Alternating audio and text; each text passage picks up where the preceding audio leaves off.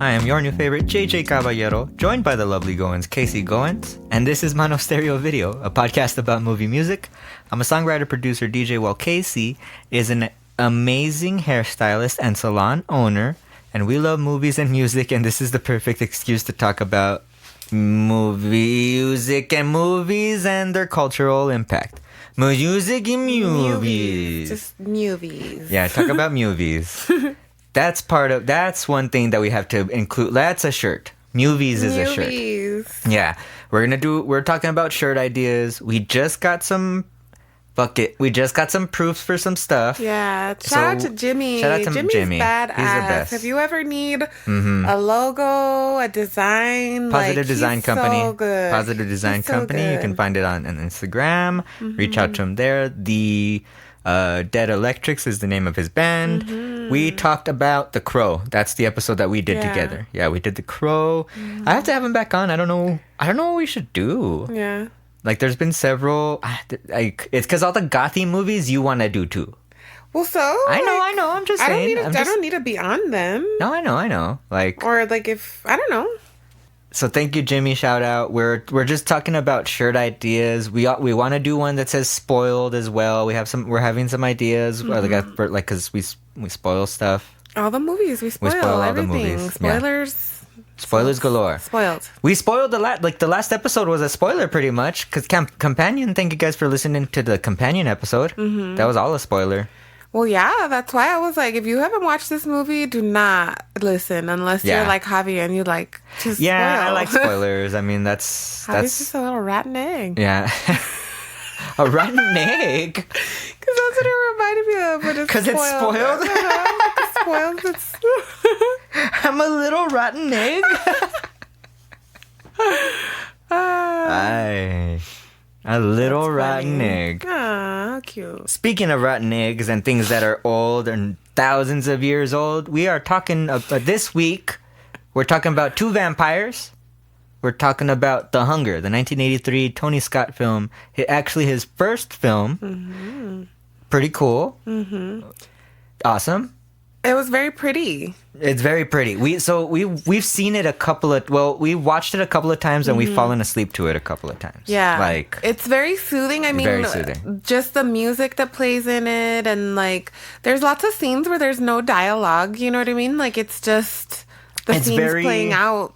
You know? It's very stylish. It's Tony Scott doing his style thing to begin with. I think it's like just to kind of differentiate himself from who Ridley Scott was, the Scott brothers. But also because he made commercials. So like it was just like he knew how to pose and do all the like. It was very editorial like. Yeah, they did advertising, they did commercials together. Ridley Scott, he had his own production company, and Tony Scott reluctantly worked with him there. But that is. It's like all style on commercials. It's like all grabbing the eye and blocking it so like the advertisement's good. It's like graphic design as well. It's like living graphic design for sure. Which goes into also the theme of like, it's also, the movie is also influenced by like Bauhaus fashion. The silhouettes are very simple, sharp, and clean stuff, clean cut. The shadows and the light, that's very what's the German expressionism, like German expressionistic filming. That's like that, like much like the original Nosferatu, right? Like, or much like Fritz Lang's I think any Fritz Lang movie really, but it's like that. It's like the dark, sharp edges where like the building, like the buildings look kind of cartoonish, but not really, but they're kind of real and stuff like that. That too, Bauhaus.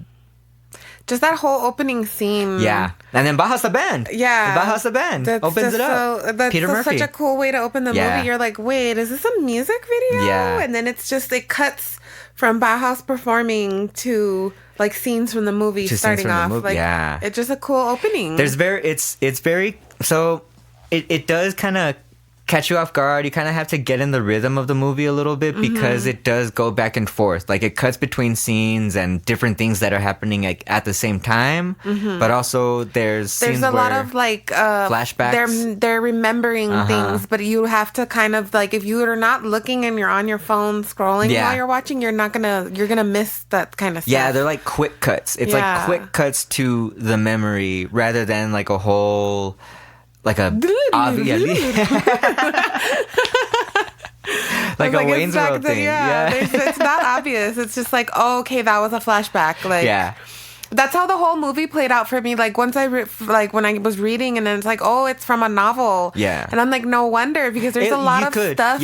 That's just not there for you to know. Yeah, but it's like if you've already read the novel, it's like, oh, okay, cool. Like I'm just gonna tell this story. Like it was very. I mean, it's very artistic. It's very artsy. It's an art house film, honestly. Like because it's very. You have to pull from it, and it's not. It's not telling you what's happening. You have to like deduce, like, oh, okay, and like certain things. Like, it's a vampire movie for sure, but it doesn't play by the regular vampire rules. I was reading too that it's a vampire movie, but they never say vampire. They don't say vampires. No, they don't say vampire. Crazy. They don't have sharp teeth. They use the thing, the ankh, the ankh knife. That's a cool necklace. Yeah, it was a pretty cool necklace. There's I can't remember the person's name, but they make replicas of movie stuff. They've done the necklace that Lucy wears on Dracula. They've done Morticia's necklace, another ring from something else. Like that'd be cool if they did the ankh from. I'd wear that. That's cool. Yeah, I would wear that. That's cool. It is cool. It was. I mean, it was a very stylish movie. Yes. Like the hairdo, like the hairstylist that they had. I can't. I'm gonna pull up their name, but just the styling, like all the hair, like Catherine's hair looks amazing the whole time. Like just their haircuts, they're just. She was dressed out to the nines in Yves Saint Laurent. That was her shit. Like it was Yves Saint Laurent. It was that, and that's vintage Yves Saint Laurent. Yeah. That's very much like that's the silhouette. He's very he was very influenced by Bauhaus and such too, like the fashion that like the clear cuts and stuff. But you could see any runway show from back then or anything, and it's very like. And then they're just wearing sunglasses. Yeah, like, I just love it. I love it. And it was like everything was well fitted. There was the shoulder pads, but it was well fit. Yep. Well fitted shoulder pads, not oversized. Very much to like like everything is all instant. Yeah, they weren't boxy, but they were just sharp. And then it even made like it was Bowie. It was Bowie. Fedora wearing Bowie, like leather jacket, fedora, trench coating it up. Awesome. Yeah. So I mean, we obviously love the movie. It's very. It took us a couple of times. We finally got to it and like did it for homework, and like it's like a movie that we're gonna keep watching. I can watch it all the time. It runs in a tradition of. Pretty much like lesbian vampire movies. Carmilla, I believe, is the original. Is like an original one where a lot pull from. The Daughters of Darkness was one that we've seen before. Since I don't know, there's always like vampires are real sexual. Vampire movies are very sexual.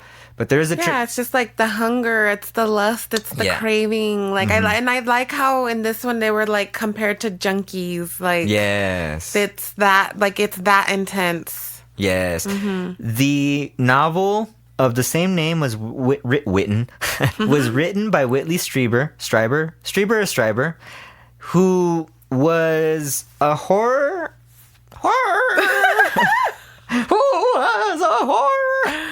He was a horror novelist, but he also has accounts of experiences with non-human entities, and he's written of them a book called Communion, which was made into a movie that stars fucking what's his face, one of our favorites. Communion. I can't think of his name ever anymore. He's Bert in Severance. Oh, Christopher Walken. Yeah, Christopher Walken. Yeah, I wanna watch that. Yeah. I hear it's not that good, okay. But I'm down to watch it. Of course. I mean, it's Christopher Walken. You know what I mean? Yeah. So that is an account of his experience with extraterrestrials, I believe, with an extraterrestrial entity. But it's like, I think his accounts of that appear in other things. Like I from what I remember, he was referenced, or like his book was referenced in The Fourth Kind, if I'm not mistaken. Okay. Maybe a little bit of the Hellier, when I watched Hellier, maybe a little bit of that with like the Mothman, like the Mothman type of shit. Like it's the whole paranormal, but with UFOs and it connecting and all that stuff. It's wild. It's wild. It's out there. But he wrote this novel, released in 1981, so only a couple of years before this movie was made. And I read an article where the person that was reviewing the movie and the book and such was talking about the AIDS epidemic and how there's like an analog of this movie to and this story to the AIDS epidemic. Like, just like how his demise. So like basically the movie is an older vampire. Like she's a thousands and thousands of year old Egyptian vampire, and she is with her current lover, and she notices that he's like rapidly dying after being told he was gonna live forever. So she knows that she needs to, and she knew before he knew. She knew this was gonna happen. She needs to find somebody else. So let me get to the cast list, and we'll I'll kind of finish my thought after that, because it's not a very heavy cast list. But there's some surprises in there. Catherine Deneuve? Catherine Deneuve. Deneuve. Plays Miriam Blaylock. Catherine Deneuve. She was actually in Dancer in the Dark? Oh, okay. That's cool. We gotta watch that. I need to see it again. I saw it as a kid, so I need to watch it. I know it's just so fucking sad. Yeah. It's just so sad. Lately, there's a lot of movies where I'm like, oh, I want to see that. And then I'm like, fuck, it's going to be so sad. She made her screen debut in 1957 at age 13. And she was a major figure in the new wave of cinema, along with Brigitte Bardot and Alain Delon. So like French New Wave, things like that. I see The Umbrellas of Cherbourg, The Young Girls of Rochefort, Donkey Skin, 8 Women, The Beloved, few of her music films. Let's see. She's worked with people like Louis Buñuel, wow, Francois Truffaut. That's cool. Jacques Demy, Roman Polanski, Agnes Varda, cool. Wow. She's still around. She's still kicking. 81 years old in Paris. She was awesome in this. People praise her performance in this. They do. Like, they very much like, oh, she did her thing. She was styled like the vampiress in Daughters of Darkness, like the hair with the wave and stuff that. Yeah, it was totally that. I just love that classic, like, it's that old Hollywood, and then all of her, like, now I'm, like, drawing a blank on the... her, like, all the French twists and stuff that she had and stuff, because those aren't easy to do. Like, they're not. It doesn't look easy. And then just for it being so sleek and every hair in its place, like, she looked great. So I haven't mentioned his name yet, but David Bowie also is in this, and he plays John Blaylock. He's in it for a lot less than I'd like him to be in it. Yeah, I was like, wow. I was like, they didn't leave him in very long. They knocked him out pretty quickly. But for whatever little bit he was in it, he's awesome. David Bowie. He's awesome. David Bowie. He was David Bowie.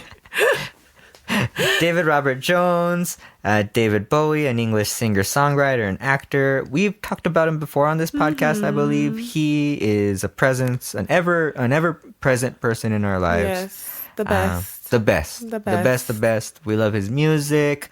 We've just been recently listening to the Next Day album. Yeah, that's been a fun time rediscovering that album and like jamming out to that.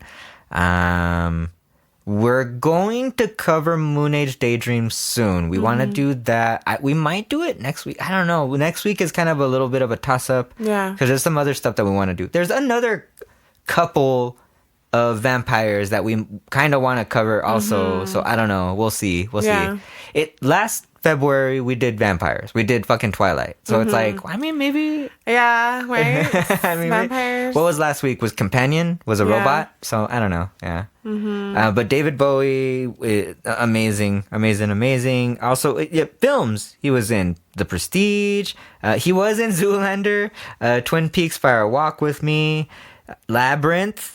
I'm not forgetting about The Man Who Fell to Earth. That's a great movie, which we should probably cover that too. That'd be cool. Yeah. The best. Love you, David Bowie. Love you, David Bowie. Susan Sarandon was Sarah Roberts. So on my notes, I was just like, Susan Sarandon. The whole time I didn't know her name. I was like, Susan Sarandon. So Sarah Roberts. She was like super hot in this. Yeah, and I loved how it was just like all the androgynousness. Like she looked like Catherine Deneuve too. She looked like Bowie. She had Bowie's haircut. Like she did. They all looked the same, and you know what I mean? It was I think everybody did great. Like all the actors did great. All the actors did awesome. They were everybody. She was real good in this. She was very good.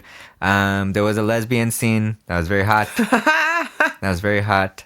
But it was also funny because it was like it was funny because it's like she's like, oh, I'm playing piano. And then Susan Sarandon, Sarah goes over and she's like, oh, I accidentally dropped some brandy or sherry or whatever on my shirt.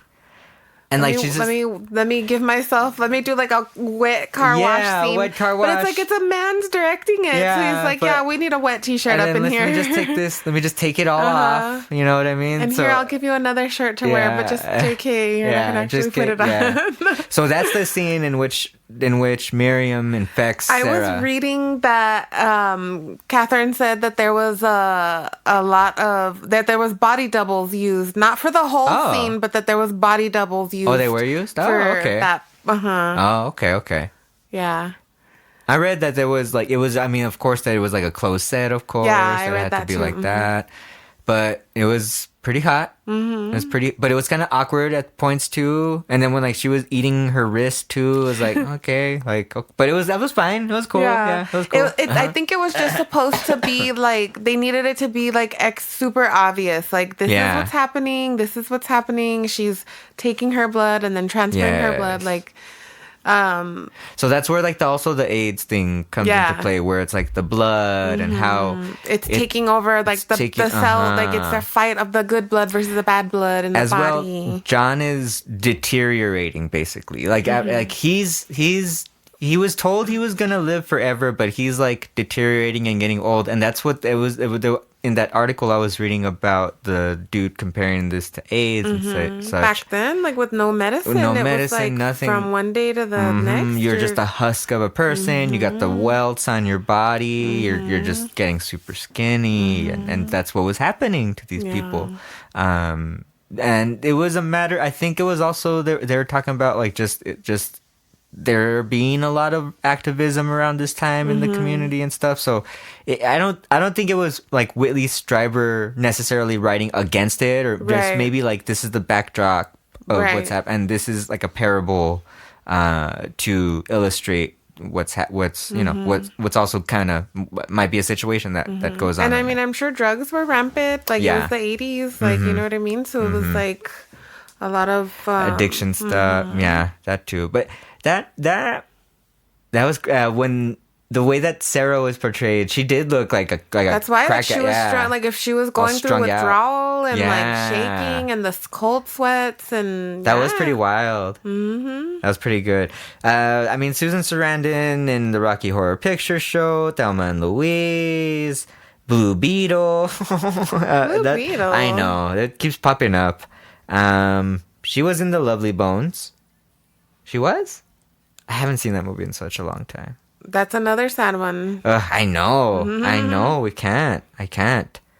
Yeah, she's awesome. She's also one of, like, she's an activist. She's very much, like, very outspoken out there, not afraid to talk shit, free Palestine, you know? She's badass. She's a badass. Clifton Young was Tom Haver, her husband.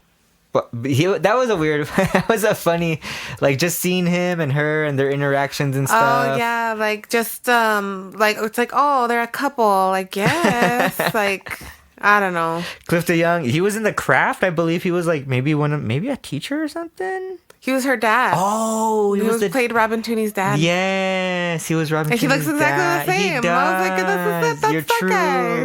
Mm-hmm. Wow. He was in that movie Glory, Shock Treatment, the movie that you're... I was like, what? Shock Treatment, the Rocky Horror Picture Show sequel, I guess. Yeah. Beth Ehlers was the roller skating teen? She was a teen.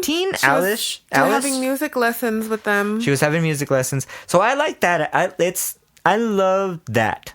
Like about gothic vampire couples. I like that kind of trope of we're artsy. We're just kind of like we're here. Because it's like they have all the time in the world, and it's like music's timeless. Like music can always, you know what I mean? Like what's gonna sustain you through time? That carries on to Only Lovers Left Alive. Wink, wink. Maybe who knows? Wink, wink. I like that. That if if we were vampires, that's what we kind of do that now. We're vampires. We kind of just do that now. But we're opposite vampires. Like we're awake during the day and we sleep at night. Oh my gosh! But you were saying that Beth Ehlers it was in a bunch of. She was on the Guiding, or wait, was it the Guiding Light or one of the like a super popular soap opera? And I was like, how funny! Like. After reading it, it's like, oh, you could see it. But I was just like, who's this kid? Because she was so spunky in the movie, just chewing her gum and like... Yeah, that kind of got me. She was real feisty. And so I felt also like... Okay, spoilers, guys. Oh, yeah. This in the 1983 movie. David Bowie's also going through this. Like, he still needs to feed, but it's not helping. It's not sustaining him anymore. And he doesn't have much strength. So, of course, he's like, forgive me, and attacks this little girl. Yeah, I like that scene. So, when we watched it initially, like, I didn't realize when he's accusing Blaylock... What's her name? Miriam. Okay. When he's accusing Miriam of already looking for somebody else, I thought he said Sarah's name. He said Alice, which is the little girl. Oh. So it's like they're inferring that he was thinking not that only it was going to be... he could overpower her because she's a kid, but that way she couldn't have her as a partner for later. Like he was going to take that from her. Okay. But I didn't catch that. Yeah, I didn't realize that I thought he said Sarah's name, but when I was reading, it was like he said the little girl's name, and I was like, okay. Oh, that makes sense. Because like she's grooming her. Yeah. Yeah. Wow. Okay, that makes sense. Because it's like, okay, maybe because she's so much younger, then maybe she will live. She's got some time. She's gonna stay. Because they were inferring that they had already been together for like 300 years at least. Something like that. 300? Yeah. And that it's happened before with Miriam. She's taken on lovers before, and the same things happened to them. And she was upfront she's told him about it. He's like, well, what about the others? Like he knew about it somewhat. Yeah, he knew that there had been others before him, but he didn't know that it was like, you're not going to be young forever. You're going to live forever, but you won't stay young forever. Yeah, and he ends up in a coffin. And I was reading also, people were like, okay, so how I was trying to count when they go to the scene where she places him in his coffin and counting them. And so they're like, okay, she was from like 1000 BC having all those coffins, and then she took them everywhere with her. Like, you know what I mean? That's wild. Like, imagine that. And it's like when she was just like, I love you, like... She did love, but that whole, like, I can't, when he was just like, kiss me, that was so sad to me. Yeah, like, make me feel like how it did when you found me, you turned me, you know what I mean? That was so sad. And they zombify. They zombify. And they live through the zombification. Like, they're alive. Like, it's just a different, like, they hear everything. They're gonna be there. They're just... Even when they deteriorate, she was saying that they're gonna live through the wood and the caskets. Yeah, and stuff like you'll that. feel like we feel it, everything. You're gonna break down, but you'll feel all of it. You'll hear everything. That's wild. Imagine that's such a curse. But that's also why more spoilers. So obviously Susan Sarandon at some point becomes one. She's becoming a vampire because she's obviously looking for another mate. But she kills herself.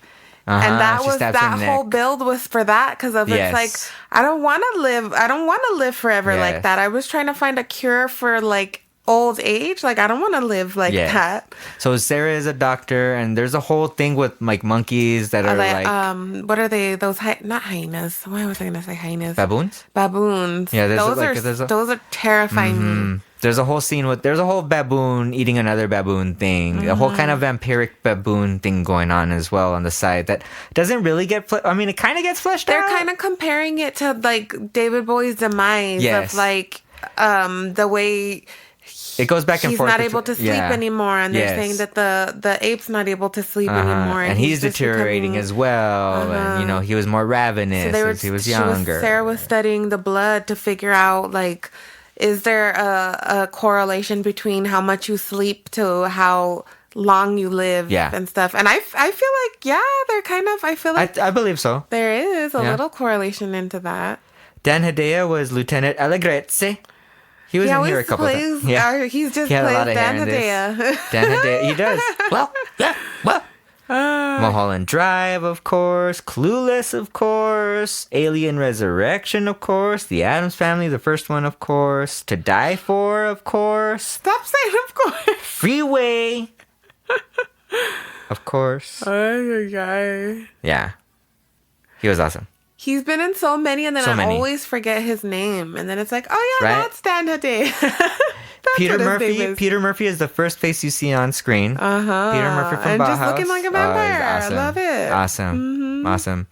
We've seen him. In Bauhaus and itself. He did the same. They propped him up on the big, like you could see him on the big screen, and it was just a close-up of his face. Yeah, that was awesome. Singing. Oh, that was so cool. It was so cool. I've seen him. I saw him a couple of times at Bowie. Tricky Falls. He was awesome. Yeah. Very small crowd.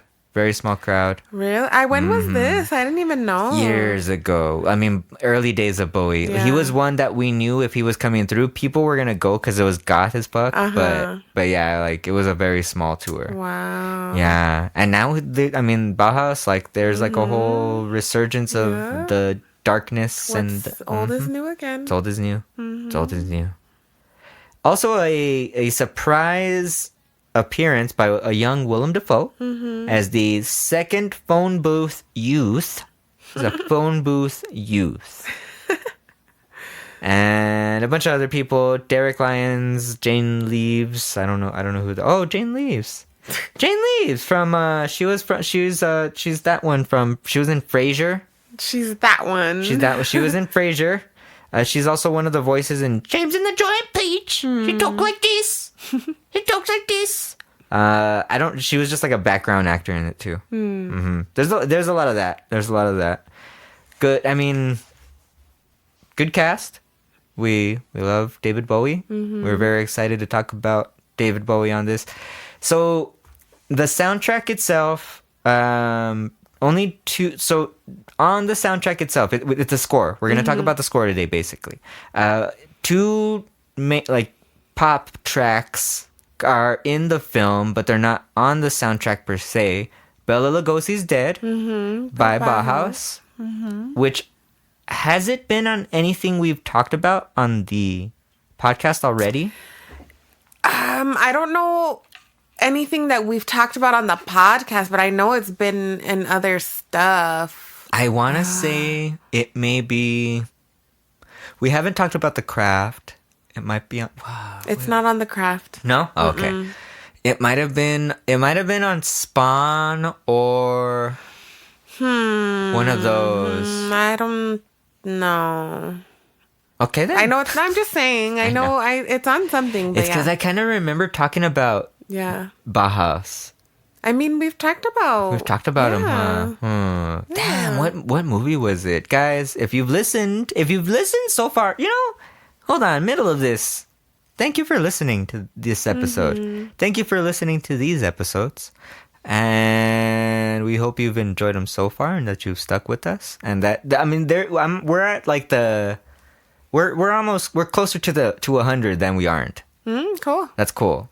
Like, it's cool. We're probably like maybe gonna hit the 80s, right? No, we're gonna hit the 90s We're about to hit the 90s. Whoa. Yeah, we're up there right now in the 80s. So thank you for your support and your cheers. Our friends, our family that listen. Thank you, guys. I know. I like when somebody messages me and like, you Yeah. Or like just bring things to my attention of like, Javi did this and you did blah, blah, blah. Like, it's funny. So yeah, thank you. I derailed myself. So we were talking about Bauhaus. Yeah. Bauhaus. And then it's funny, it's influenced by Bauhaus, like the art form and such like that. So that's even cool. Just the sounds, like especially in Bela Lugosi's Dead, like a lot of the songs that are part of the score and not excerpts from just classical music, you can hear the same kind of little retching sounds and shrieking stuff. Like, it was pretty cool. And then the other pop song? The other pop song is Iggy Pop's Fun Time. Comes off of the Idiot album. My favorite Iggy Pop album. I love the Stooges also, of course, but this is my favorite because it's the one that I kind of like, I've attached myself to more. And because I did listen to it around the time I started listening to the Joy Division, stuff like that. And then Bowie was the producer of this album. He wrote the song. And he did some backup vocals on it. So it was, the song played, so Bauhaus played at the beginning. Yeah. Funtime played when Bowie, John was getting older, and there's a skater. He was watching skating. this like kid dancing. He was like roller skating and dancing to Fun Time and just like doing all these poses. That was pretty fucking cool. Yeah. That was a pretty cool scene. And he tries to attack him to like drink his blood, but like the guy's like, and he's hey, like, man, you cut me, and he has to like run off because he's like, I can't. Yeah, he couldn't overpower him because he was so old. Yeah. The makeup of this movie was done by a man named Dick Smith, who is famous for his work on, The Exorcist, Taxi Driver, Scanners, Death Becomes Her, cool, The Godfather, yeah, Amadeus. Oh, he received the Academy Award for the Amadeus. He did like the Salieri makeup. Yeah, F. Murray Abraham's makeup. Yeah. Wow, cool. The old makeup looked fucking awesome. Yeah. It looked fucking awesome. It was so crazy. I mean, you can't make somebody's young eyes look old. No, he still had the eyes. But like, it still looked eyes. good. Yeah, it was cool. That was very and how cool. they did his hair, like showing like how it just slowly got less and less and less. Yeah. They did a really good job with that. It's not easy to make somebody look or to give somebody a bald head. You know what I mean? True. So I thought they did a really good job on all of that. There was something I had read about the makeup. I wonder how long it took David Bowie to be in the makeup chair. Yeah. But The Idiot, the Fun Time, great song on The Idiot. Also, one of my favorite songs on The Idiot, Nightclubbing, Real Nightclub. I talked about... That's my favorite song on the album, I think. Talked about that on fucking, on Trainspotting. The first episode of the podcast. If you want to go all the way back, listen to that episode before I paywall it. And I put it in an archive. That might happen. You're silly. That might happen if we start getting super, super popular. Oh, that's what I was going to say. This film did receive the Academy's only Oscar nomination for Best Makeup. Oh. But there was no other competition for them to run against, so they didn't ever, gave them the award or announce it. They denied it. Oh. But that's yeah. Yeah, this was awesome. Yeah, it's 1983 was known as it was a bad year for film.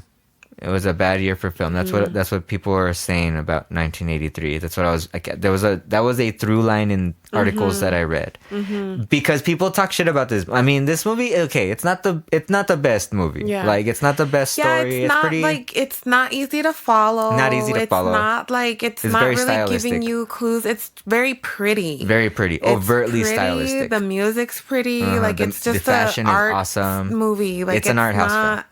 It's not very cohesive. You're kind of like, but wait, and but why? Yes. But so it's not like it's the greatest movie ever. No, but it's great film. It's great cinema. Yes. Let's start listening to the soundtrack, and it'll give us more time to talk about this. The first song on the soundtrack. So it's by composer Michel Rubini and Denny Yeager. Denny Yeager, a composer in his own right, but more of a sound effects person, which is reflected on the soundtrack itself. Michel Rubini, he was originally a session musician and a fucking arranger and composer for the Wrecking Crew, which is fucking awesome. I was like, oh shit, the Wrecking Crew. Motown Records house band. The best. The best. They played with Ray Charles, Frank Zappa, Sonny and Cher. Let's see, Kenny Loggins, the Righteous Brothers. Anybody that rolled through Motown, they were their bands. He was part of their band. He was one of their arrangers and stuff. Yeah. He also did Michael Mann's Manhunter, one of his first films. The Manhunter, the Thomas Harris book, the fucking Hannibal Lecter, Hannibal Lecter in that is, what's his face for fuck off from Succession. Yeah. Fucking what? I forgot his name. Yeah. That's gonna bother us. That's gonna bother me. But he was Hannibal Lecter in that. Huh. Yeah. So and Michel Rubini went on. He did some Brian Cox. Brian Cox. Michel Rubini also did some episodes of Tales from the Crypt, things like that. So yeah, super, super cool. This soundtrack, we fucking loved it. Yeah. It's rad.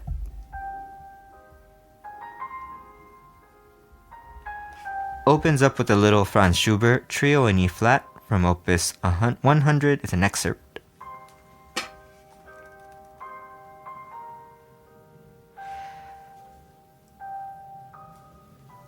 I want to say one of many like themes throughout the movie.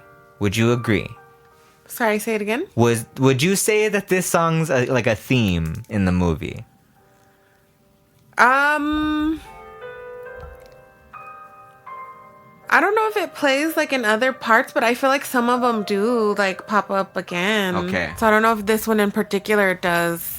I don't know. I thought so. But since I've been listening to, like on Pandora, like a lot of classical music, these songs have been playing too. So I was just like, it's so satisfying. I love the cello. And cello, what is it? It's cello, piano. Is it two cellos or is it a cello, violin, and piano? I think it might be violin. Violin, too. Right? Okay. And that David Bowie actually learned to play for this movie. He did? Okay, cool. Because I was just awesome. Like, it looks too good when he was sitting there doing it. I was like, of course good. He is. Yeah. Oh, this is what they play. Yeah. This is what they play. Okay, him, Miriam, and the kid play that. This is what they play when she walks in. So, yeah. Ultimately the kid dies, but how, like, that was a very nice, like, that was so sad. Yeah. That was a nice relationship that they had going. That was very nice, and that fucking sucked. Yeah. You know? That fucking sucked. And then that too, like, it was never talked about, like, what's his face comes to kind of investigate, but it's like the parents aren't coming and banging on the door. Yeah. Like, where the fuck is my kid? Right. You know what I mean? I felt like that kind of got brushed. It did. Like, what happened? Yeah, it did kind of get brushed aside. But then I was like, But that's why Dan Hedaya was coming around, right? Yeah, he was asking questions, but it's like the parents weren't. I'm sure in the novel it's more detailed, but that's why I'm saying, like, this brushed off a lot of stuff. Yeah. Like, you know? So beautiful. I like Schubert. I want to say what like Okay, so Franz Schubert was Austrian, late classical to romantic. Okay, that's cool. So late classical would be 18th century, romantic would be 19th century. Is it 19th century? I don't know. I think so. Let me see. Yeah, it's the 19th. Because what it is it goes from like if it's like 1700, then it's like the 18th century. If it's 1800, it's the 19th century. It's like that. Yeah. It's like that. Yeah. Wow. Beautiful. The next song might be a ad. Oh my gosh! So we just passed the Super Bowl. The biggest thing in music post Super Bowl was oh my gosh, Bridget Jones is back. Oh my gosh. That's not the biggest news in music post Super Bowl. The biggest news in music post Super Bowl was Kendrick Lamar's performance at halftime. It was fucking awesome. I just think it's like so many people are like angry about it, or like, I don't get it. It was like, I don't get it. It was boring. Like, but I'm like, no, it's not that you didn't get it. It's not that you didn't get it. It's not that you didn't get it. Yeah. It's not it for made you feel uncomfortable. And it made you feel uncomfortable. It made you feel uncomfortable. You said it was boring? Not get it. It just made you feel uncomfortable. Yeah. I saw several people on Facebook. I wasn't surprised at what they said about it, but it was just like, still, like, really? Like, really? What was it? What did just little things like, bring back the Pepsi halftime show, Lord. And then, like, one of their friends is African American and comments on there, like, well, not every, you know what I mean? Like, if you actually look, there was a lot of Black History Month references in his performance. So maybe that it's a good time to do a little research. That's what he wrote. Wow. And then... so it's just like, exactly, like, it just made you feel uncomfortable. Nobody complained. Did Beyonce do a halftime show at one point? People complained the fuck out of hers because it was all Black Panther and stuff like that. It was for what's that called? Formation? Or it was that one. It was that era. Or they were saying about Illuminati and whatever. But it's like, oh my God, but she does country and now it's okay because like now country is popular again and whatever. Like, it's super mainstream. Like, I'm like, what? Like, I don't know. I don't know. And I don't get it. It's not even like, I'm not even a fan of Kendrick Lamar's. Like, I don't listen to a lot of rap music. I love him. It's not in my rotation. Like, I just don't. But it's like, it doesn't make me feel uncomfortable. No. It's not making me, you know what I mean? Like, and people are getting angry over it because it made you uncomfortable. I'm like, I don't like country music either, but it's not going to make me angry. Like, you know what I mean? Like, Kendrick Lamar and I are like the same age. And I've been listening to him since, like, when I lived at my mom's house, I would go on the internet and and it was datpiff.com was where you would download mixtapes. So I downloaded the first stuff, and then like I downloaded like his first album. Like, you know, you kind of just. But I've been following his career, and early on, like, he was like, oh, this is the guy. Like, Dr. Dre, Snoop Dogg, all of them from the West Coast were like, this is the guy. He's gonna be the guy. And to me, he's just been more consistent over time. Like, he's proven to me over time just to be the most consistent he's the greatest hip-hop artist, I think, of my generation. He really is. Very inspiring. Yeah. Very inspiring to see. And it's like, okay, we're the same age. He's evolving constantly. The thing, like, the show itself, him running, like, I know a lot of people are like, he didn't do anything, but it's like... He did so have you tried much. Going on a jog and having a conversation and not sounding like out of breath? Yes. Like, that's not easy. He did. Like, he was keeping pace. There was no sign of fatigue on his face. No. On his self. No sign of fatigue. And even just like his little facial expressions, like he didn't need to be doing much, but like you got. If you didn't get them, like, you got the message. You just didn't like what it was. You didn't like what you said. You know what I mean? You didn't like what you saw. And that is your problem. I thought that was cool for just a lot of cool. And then like there was Serena being on there. Serena Williams was on there. She was Samuel Jackson. And then like reading about like that she got in trouble for that during Wimbledon and like, you know, being shamed about it and stuff, and like now being able to do it and like in front of a whole like all of America and like during Black History Month and during such a big like thing, and for like other little kids to see like that's really cool. I didn't get to see shit like that when I was a kid. Nope, that's pretty. And she they're from Compton. They're from Compton, California. They're from Los Angeles. They're from Compton. They're from there. So just representing that and doing what they do. That was very inspiring, very awesome. The dude, like, free Palestine, free Gaza, free the Sudan as well. A lot of bullshit going on out there, but there was a dude a performer within the troupe who didn't let anybody know, but he had a flag, a Palestinian flag, and he was waving it.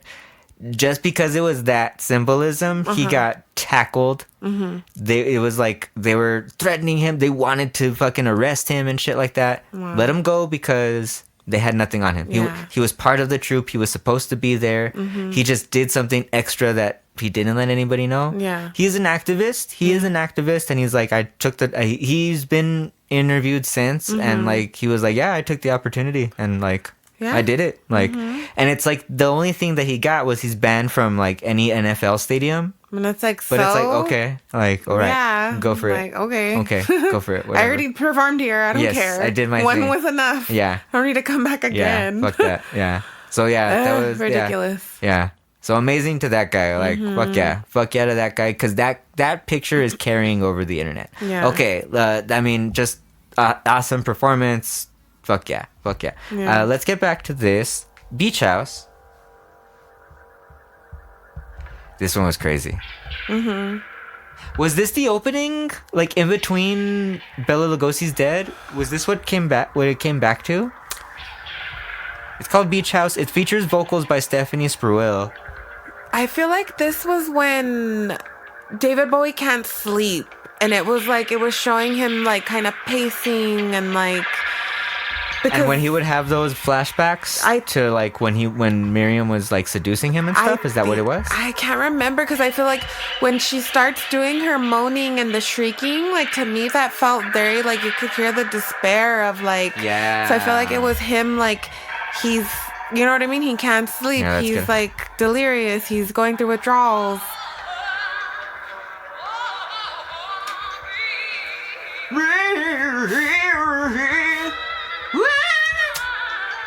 Fuck yeah. I love that. Yeah. In the background, that's fucking crazy. That is like, we were talking about it while we were listening. We were reading yesterday and listening, right? And we were talking about like, what is that? Like, how do you make that sound? What's that? And it's like you try to figure it out, but then also you're not supposed to know, right? Yeah. Like we're kind of, that's kind of like the art of sound effects. Like that's what's awesome. I think that's why I like this so much, because it is a very artful film, and it's a very artful soundtrack. It's nothing.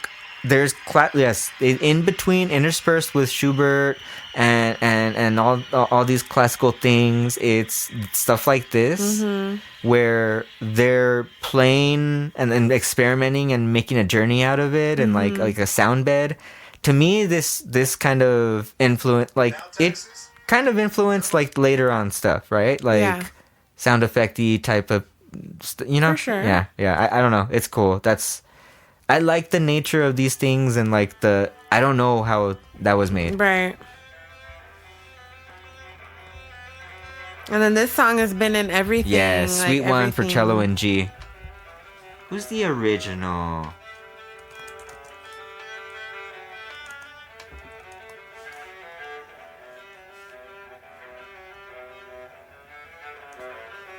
Bach.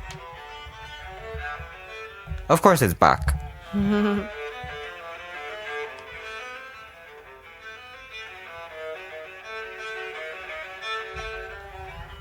The Cello Suites by Bach. Let's see, the 6 cello suites, BWV 1007 through 1012. Then that's like people there is a whole coded system for Bach stuff. Like there's just so much of it, and there's a whole cataloging thing for it. Because I don't know if I don't think he gave titles to everything. You know what I'm saying? Like, so there's a lot of these. They're beautiful cello music.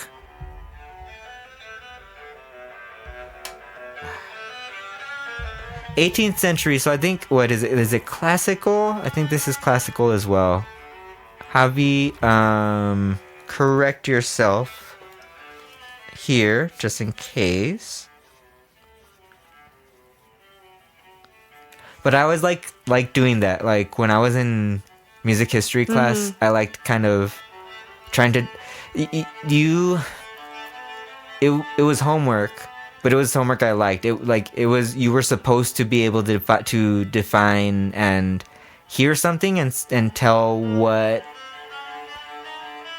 period of music it was from, a period of art, like the Renaissance, if it was classical, like neoclassical, not neoclassical, but like romantic, baroque, things like that.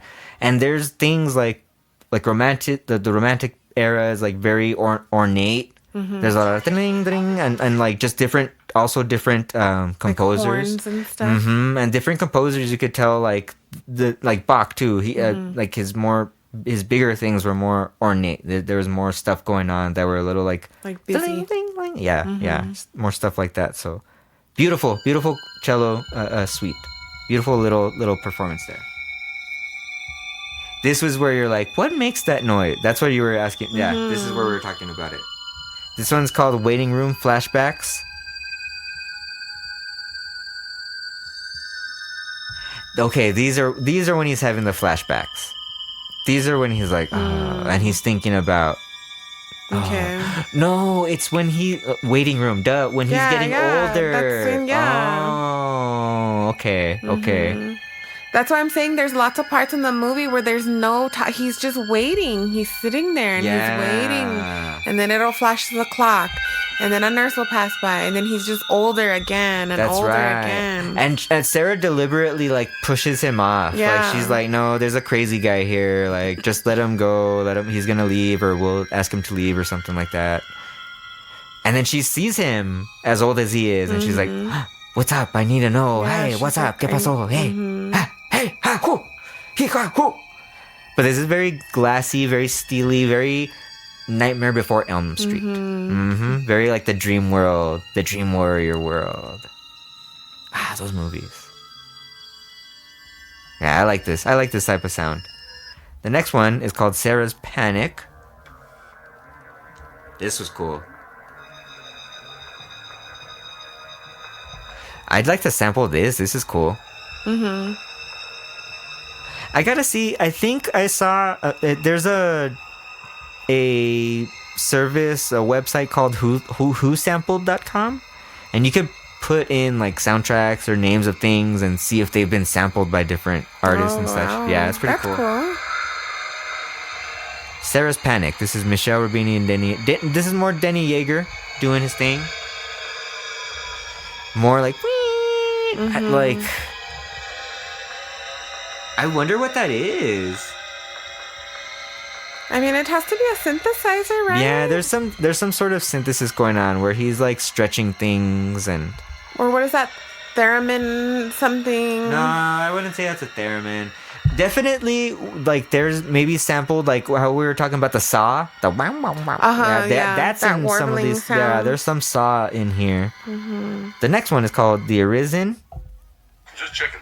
Oh, chicken. And then this is when they're like attacking her, right? Or no? Ooh. Which is trying to think of when that comes out. Let's see. The Arisen. The Arisen. Come on, Arisen.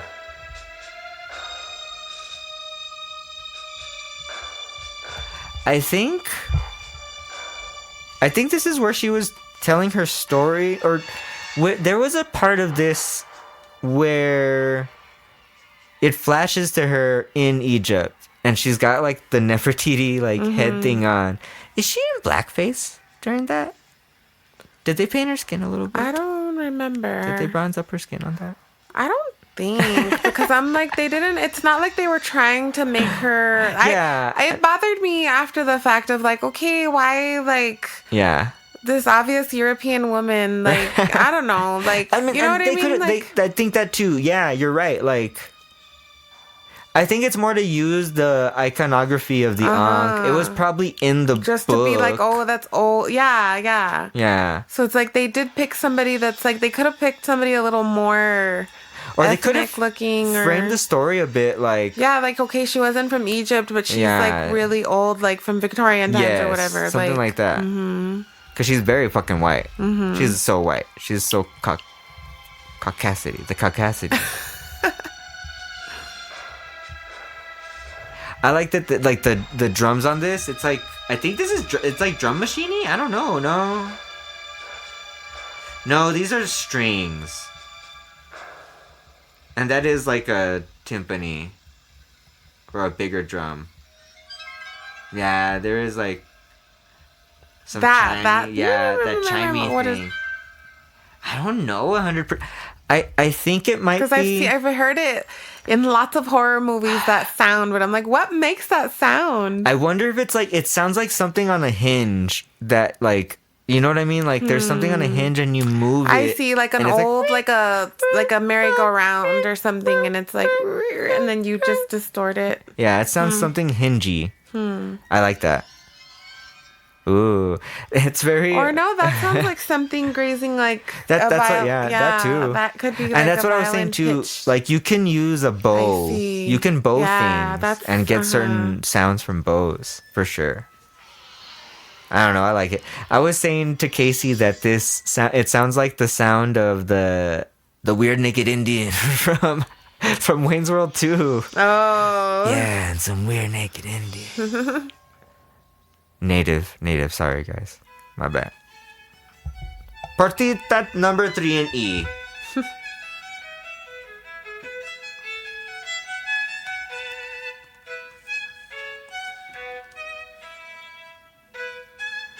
More Bach. Bach violin.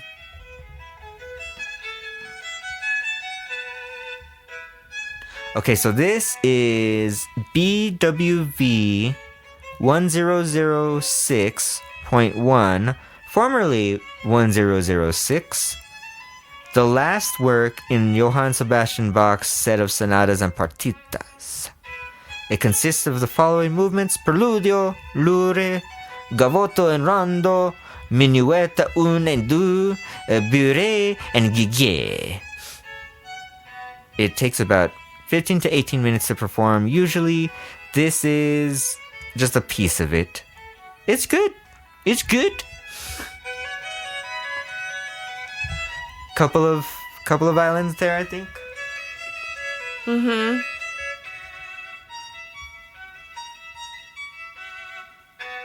I love reading, like, it's just easy to read or clean or drive. I mean, when I was in college, when I was in college, because when I was in music school, this was awesome to listen to. Like, not to study or anything. Like, it was jazz in this because K-Tep, like, that's mostly what it plays. Yeah. And it's like, I'll just listen to that. Yeah, I do prefer this over jazz for sure. I fucking love jazz.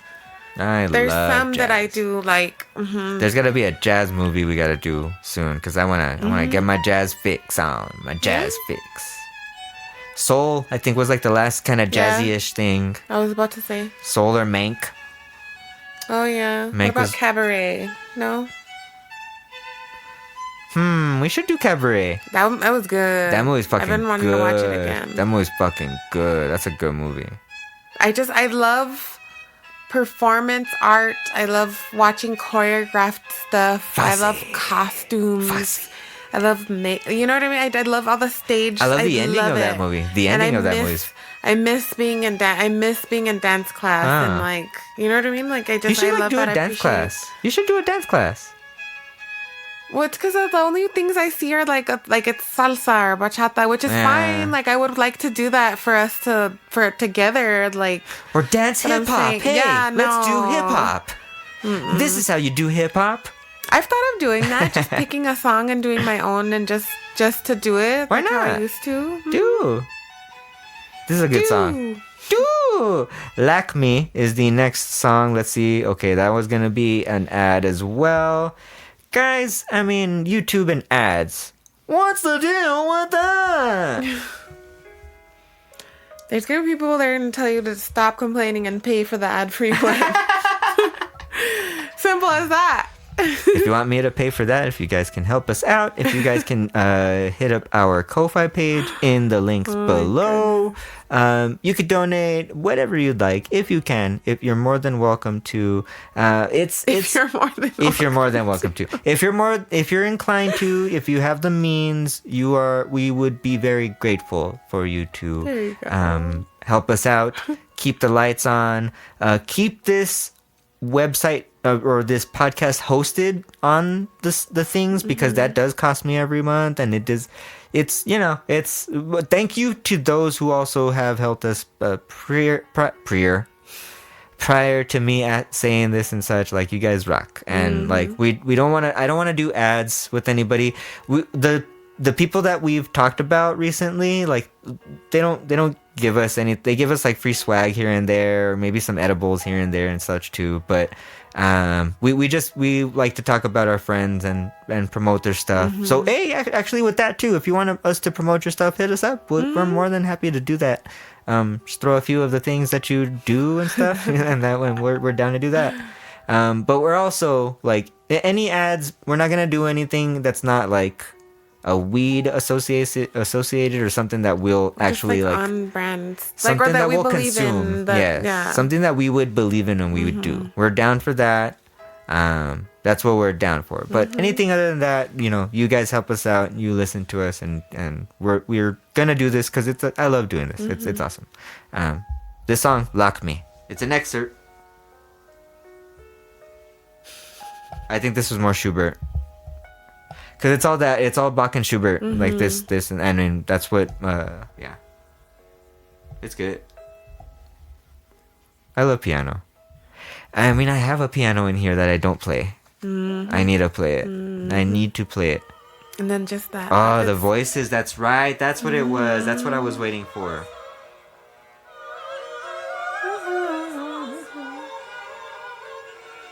This is beautiful. Very angelic. And so many, it's just so familiar. It's been on so many things. Whether it's been for like beauty purposes or like even just comedy. I've seen so much comedy played to this also. Like, beautiful song. Yeah, the choral part in this is super cool.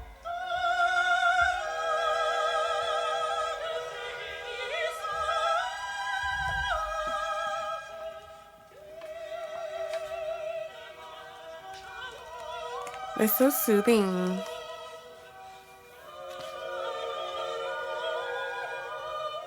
It is very soothing. And you know what's cool about this too is this stuff is more than likely in the public domain. So like me just having it play here, I'm not gonna super worry about it. Just having to play the whole ass fucking song. Hell yeah. Next song is Sarah's Transformation. I'm sorry? No, it sounds like that. Banner. That's a Verizon commercial. Yeah. Do we have Verizon? Is that what we have? No, we have T-Mobile. Okay. I like it. Right? I told you. I know. Took me maybe over a year of convincing, but finally pulled them over to T-Mobile. I am on my lady's and her mom's plan. We are a family plan. This is the first family plan I've ever been on in my life. Oh, that's pretty crazy. Yeah. I like these sounds here. It's like pulsating. Because it's like the build of her, like she's going through withdrawal and like, Yeah. It's very haunting, and and she's just like going through it. She's going through it at that moment. She's sweating. Her like her eyes are bags under her eyes. She looks more pale. And then I like that too. How her boyfriend, the doctor, comes looking for her. Right. And then Miriam's just like, yes, she's here. She's upstairs. That's right. Like, that's right. Go up there. Yeah, go up there. She's up there. Yeah. And she does, right? She wants to, but she tells him to leave. Like, so she starts like making out with him and stuff because she's like, oh yes, like this is what I need to make me feel better. And then she's like, knows she doesn't want to kill him, so she's like, get out, and like pushing him away. I thought she killed him. I mean, maybe like that's what ends up happening, but I remember at first she starts to kiss him all crazy, and then she starts pushing him, and he's like, no, I'm not gonna let you, like. And I think she kills him because like then they flash to Miriam, and she's like, she's like, it was easier than you thought, right? Boom, boom. Yeah. And then that's when she comes downstairs. Easier than you thought. And then that's when she fucking yeah, when she kills herself. Okay, so that too. So this song's The Final Death. This next song. Up.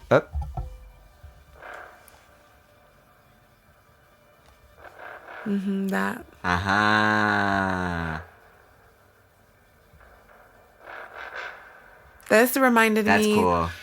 of a lot of sounds from that other movie with Natalie Portman that I like to watch all the time, the sci-fi one. Annihilation? Yeah. Yeah. I get, yeah, that I first hear that. Little Yeah. sound, that's, yeah. That was, I wanted to get that book. I don't know, like. I've wanted to get them too when I first heard about it. And I've heard that they are a harder read. So I'm like, I want to read them. Like, they're more like, it's a read. Okay. This is cool. It's the Deneuve. There's some screams. It's very violent. There is violence in this. It's very when the violence happens, it's violent. Yeah. Like the baboon eating the other baboon. It's pretty. When at the beginning it opens up with them killing. They seduce a couple and bring them home, and then they kill them. That's pretty. Like, and that reminded me pretty shocking. On American Horror Story, the hotel, when her and when Lady Gaga and Matt Bomber take home that couple. This was an influence. This was a total direct influence to that one, for sure. And the way they stylized her on the show too was very. So on this note on this song, so Susan Sarandon Sarah ends up like living at the end. Basically, she's living. She's already taking over the home, and she's gonna live there and continue her research. I read too that Susan Sarandon wasn't a fan of them. She didn't like doing that. Like that. No, she didn't like that. She was like, "What was the point of reinforcing all this other shit if you were gonna just have me live?" What was the point of like everybody else like also coming back to life and her being dead on the floor? Like, what was the whole point of this? Yeah, like, and then that too. Did they kill her? Did they not kill her? She in the Yes, like why did that have to happen? Like, so at the end, it's Sarah is overlooking the overlook and all that stuff, and her new apartment or her new condo up in the sky, and then you get flashes to you hear her calling Miriam, out to her Sarah! from the coffin, from the coffin, and I was fine with it, but I see how. Susan I was Sarandon fine with it because, of course, like, it's just like, fuck yeah, Susan Sarandon, badass. Yeah. Like, but then it's like, okay, I'm sure, like, when you read the book or, like, if you, like reading all the other things of how they live the way they live or why certain things happen, it's like, well, that doesn't make sense then. Yeah. It was just for audience gratification. It was a studio note. It was the studio made him do it. And David Bowie was excited to do the project.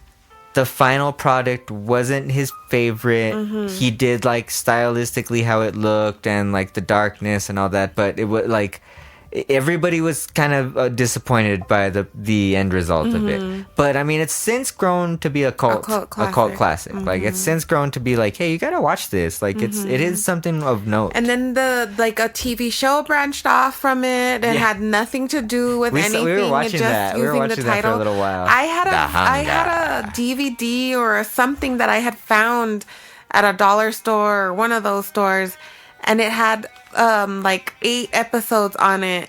And like the beginning was David Bowie introducing, like he's walking through a prison and he's introducing like some of the stuff you're gonna see, and he's telling like, oh, the consequences of your actions and the tales and whatever. Yeah. And then it goes to like different, it's like Tales from the Crypt type of stories. Yeah, it's an anthology series. And he's just like a narrator on it. But he's like doctor I something. didn't know anything about this when I had that. Same. Okay. And so I was just like, what is this from? Or like, because there was one I used to watch all the time. And it had what's his face in it from Alien Covenant. Danny McBride? No, Idris Elba? not Alien Covenant. Alien Resurrection. Sorry. Ron Perlman? No, the scientist, the creepy scientist. She's beautiful. Oh, Your Chucky. baby. Yeah. Okay. Him. Yeah. Okay. He was on one of the episodes. Oh, okay. Yeah.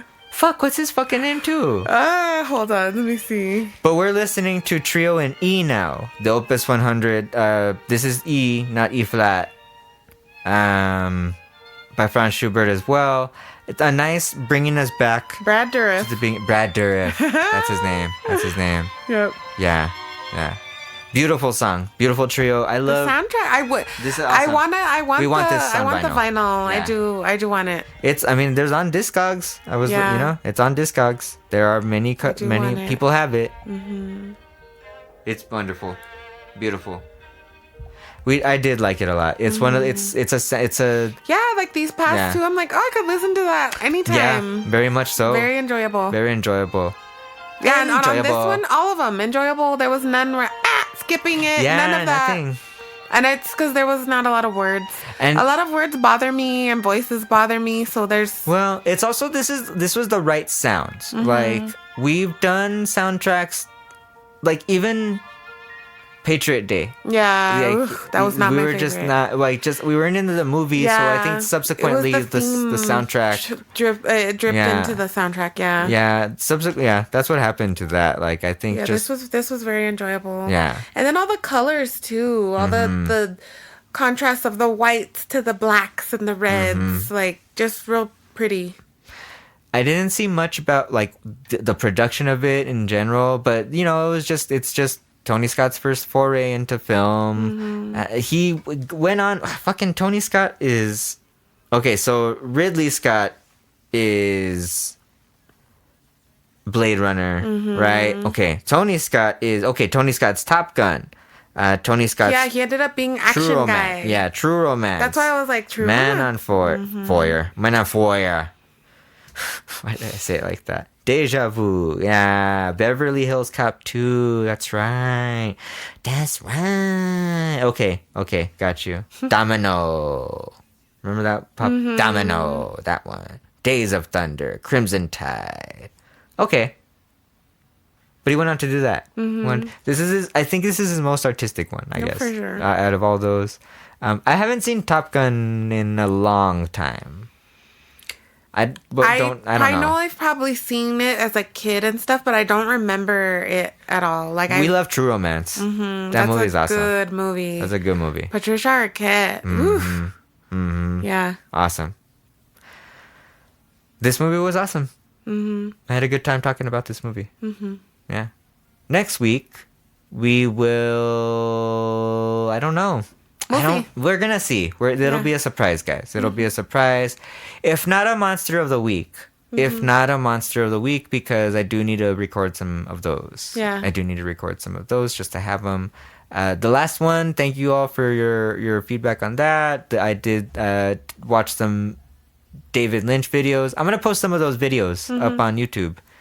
Just to have those up there and such. Yeah. Maybe for some of the monsters, if you're gonna release them this month. Is that what you're trying to do?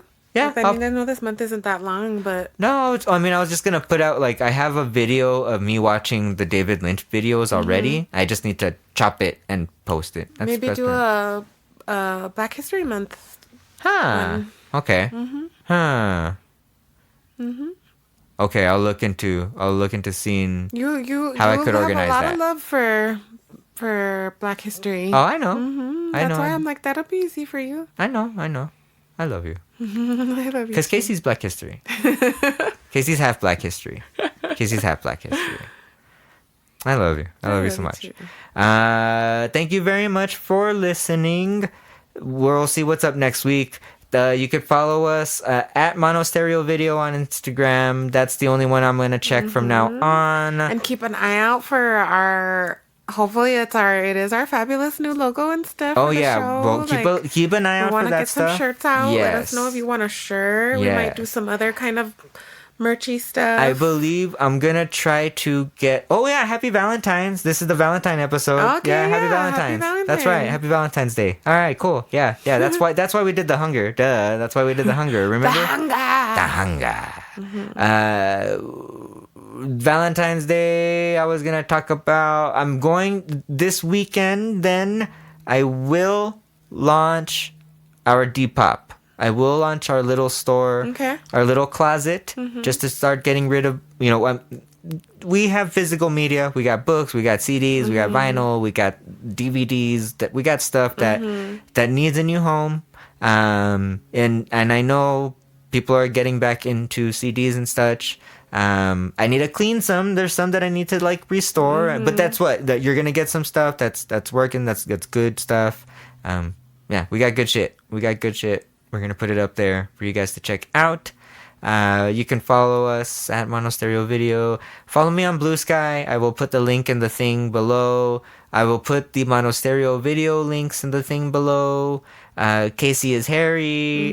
Deep Cuts _EP. The salon looks awesome right now. Oh yeah, I redecorated. I finally was able to redecorate, and it looks super cute. It looks awesome. It looks really cool. It's very, very cozy again. Like it's a shift, but it's still cozy. It's still Casey. Everybody's liking it. It feels bigger in there. It does. Then I'm just debating on like I'm gonna do a Bowie bathroom, and I already have all the bigger Bowie posters. I'm gonna get some more smaller ones. I kind of want to paint in there, maybe. I was thinking maybe. Yeah, we'll see. We'll talk about it. Yeah. But thank you very much. You can help out with the people in LA. You can help out with people that have been protesting for Palestine and their legal aid. I continuously share their links below. However you could help. Share like the immigration stuff. I will share some immigration stuff as well. Anybody that needs help with that. There's gonna be a lot of links below. We're trying to look. I think there's a protest on the 17th. We're trying to get out there. We get out there. Get out. Listen to this stuff. Yeah, cool. But also get out there. Be loud. Be part of your community. Help each other out. Help each other out with resources and stuff right now. To our trans family and friends, our gay, our LGBTQIA plus family and friends, like it's scary out there, and we're here for you. And just be out there for your community. If you are not that community, be an ally. Yeah. We're allies. We support. We're here. We love you. And this is like, we gotta be together. We gotta just stay together on this. We gotta just be together on this. Any last plugs or anything? I don't think so. Nah. All right. Thank you very much, and we will listen to you later.